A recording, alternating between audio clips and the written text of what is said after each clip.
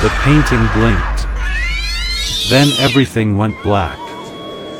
The unfinished portrait. A haunting story about art and death. Jane had never believed in curses until the painting blinked. It started when she inherited her late aunt's Victorian estate. The house was filled with antiques, dust, and silence. But one item stood out in the dim-lit parlor, a large, oil painting covered in a white cloth. A single note was taped to the frame. "Do not look too long." Jane chuckled at the dramatic warning. Her aunt was eccentric, and this had to be one of her games. She pulled the cloth off. The portrait was of a man dressed in 19th century attire.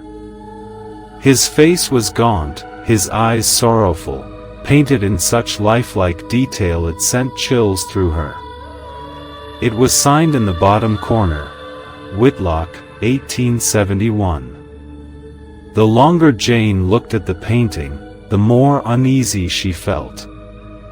The man's eyes seemed to plead with her, "No, follow her." When she moved, his gaze subtly shifted. She shook her head and laughed nervously. But she didn't sleep well that night. At 3:17 a.m., she jolted awake.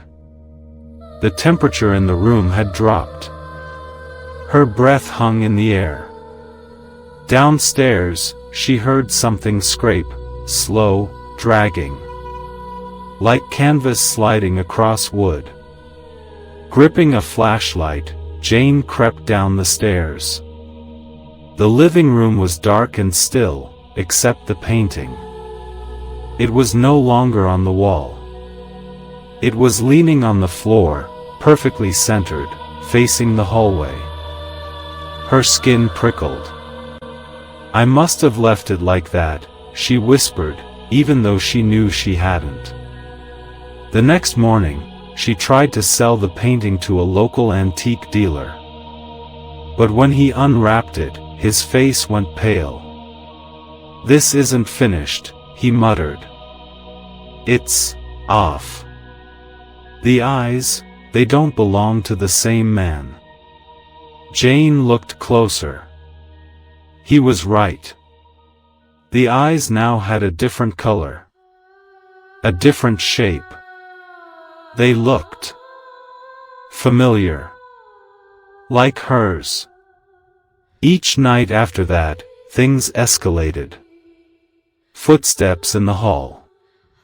Doors creaking open on their own. Whispers behind her when she was alone.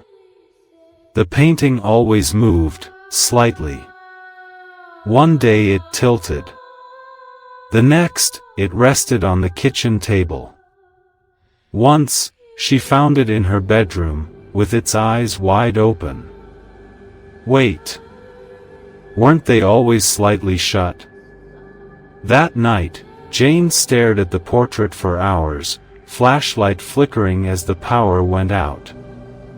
Her heart pounded. She could feel him watching. His expression had changed, his sorrow was gone. He was grinning. Teeth that weren't there before now filled his mouth.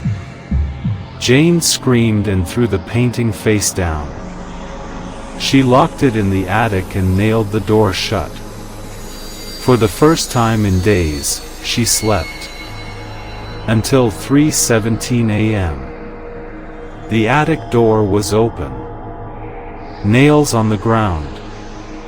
Air freezing. Whispers in the hallway, now louder, clearer. "You finished it." Jane turned toward the voice. And saw herself. But not quite herself. This Jane was smiling too wide. Her eyes too hollow. Her head tilted at an unnatural angle. Then, darkness. The next morning, neighbors called the police. Jane hadn't picked up any calls. She was found sitting upright in her living room chair, pale and stiff. Her eyes were wide open, unblinking, frozen in fear. Her face mirrored the same twisted grin as the man in the painting. And hanging above her was a new portrait. A woman. In modern clothes. Her mouth twisted in horror. And in the bottom corner, a fresh signature had been added. A. Whitlock, 2025. Some say the painting now hangs in an art gallery in Boston. Covered, of course. Never unwrapped. The tag beneath it simply reads, "The Unfinished."